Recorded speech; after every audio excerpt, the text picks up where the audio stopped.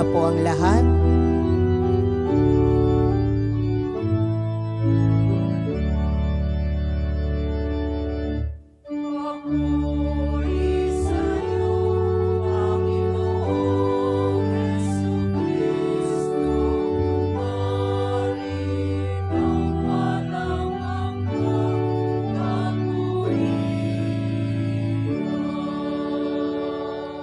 Nagpupuri kami sa iyo, Hari naming Hesu Kristo. Masunurin kang kordero sa katubusan ng tao, hain sa krus ang buhay mo.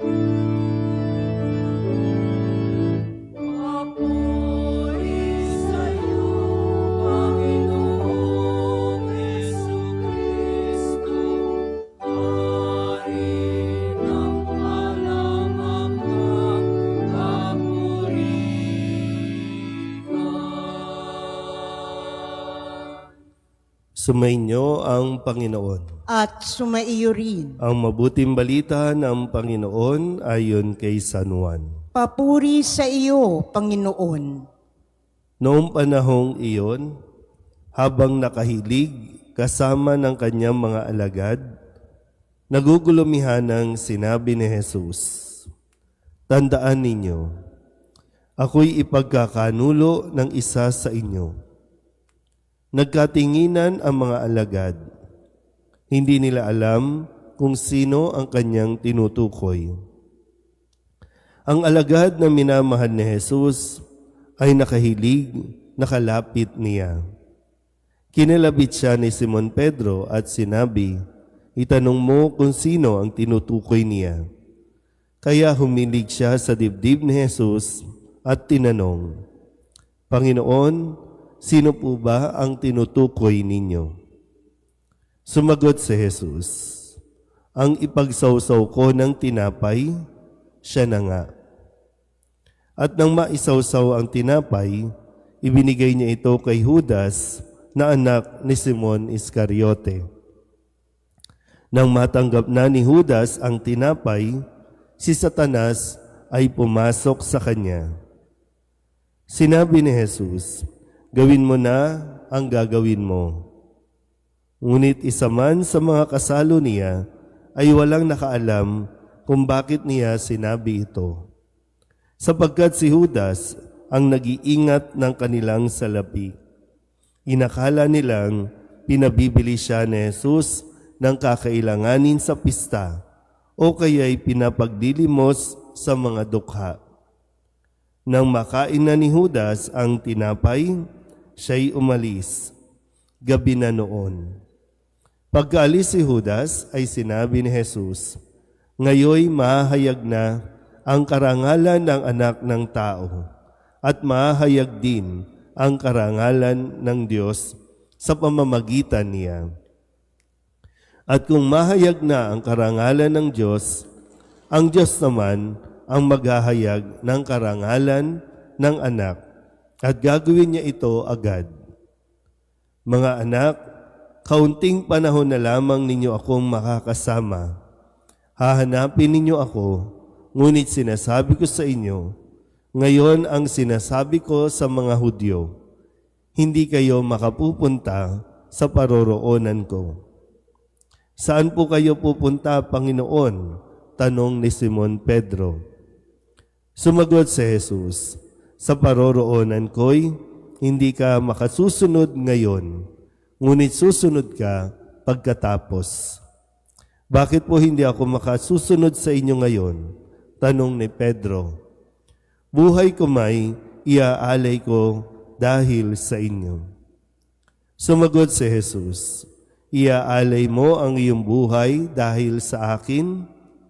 Tandaan mo, bago tumilaok ang manok, makaitlom mo akong itatatwa." Ang mabuting balita ng Panginoon. Papuri sa iyo, Panginoon. Isang magandang umaga po sa inyong lahat. Ngayon po ay Martes Santo. At sa atin pong Ebanghelyo sa pagpapatuloy natin, 5 araw na lang bago po ang pagtatapos ng kanya pong misyon, ang kanyang pagpapakasakit. At sa bawat araw, matutunghayan natin ang mga huling sandali ni Jesus sa mundong ito. Kung kahapon, ibinigay ni Maria kay Jesus ang pinakamahal na pabango. Binuhusan ng pabango ang kanyang paa, hinugasan ng kanyang luha, pinunasan ng kanyang buhok. Ganon kahalaga kay Maria na mapaglingkuran niya si Jesus, at sinabi rin niya sa kanyang mga alagad na ang mga dukha araw-araw kapiling ninyo. Pero ako, sandali na lang.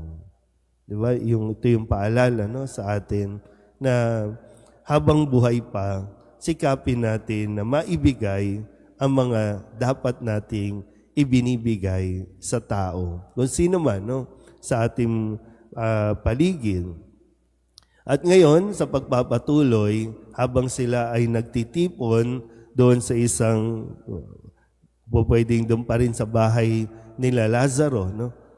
At dito, labis yung, kung titingnan at dadamahin mo, yung kalungkutan na nararamdaman ni Jesus, na habang kasama niya ang kanyang mga alagad, alam niya kung sino ang magkakanulo at kung sino ang magtatatwa. Pag sinabing magkakanulo, ito yung betrayal. Pag sinabi namang itatatwa, ito naman yung i-deny ka sa harap ng mga tao. O kumbaga, pag may nagtanong, kilala mo ba siya? Hindi po. So, i-deny. So, yung bigat ng kasalanan, yung bigat ng gagawin ng mga alagad na Jesus sa Kanya. At hindi ko alam kung ano ang pinaguhugutan ni Jesus para manatili pa rin siyang kalmado. Naiparating niya sa kanyang mga alagad, siguro hindi naman agad kinompronta ni Jesus, pero pwedeng binibigyan ng pagkakataon na sana magbago ang isip ng mga taong ito. Pero kahit alam na ni Jesus yung mga mangyayari at gagawin sa Kanya, tuloy ang laban, tuloy ang misyon. Di ko alam kung napapanood po ninyo yung When Life Gives You Tangerine. Ito yung mga tangerine sa buhay ni Jesus. Mga mapapait na karanasan ni Jesus, pero nagpapatuloy pa rin si Jesus, hindi pinanghihinaan at hindi nawawalan ng loob. Tuloy pa rin ang kanyang pagiging mabuti sa mga taong ito na aabot, para bang siguro naintindihan ni Jesus na may mga kahinaan din ang mga alagad.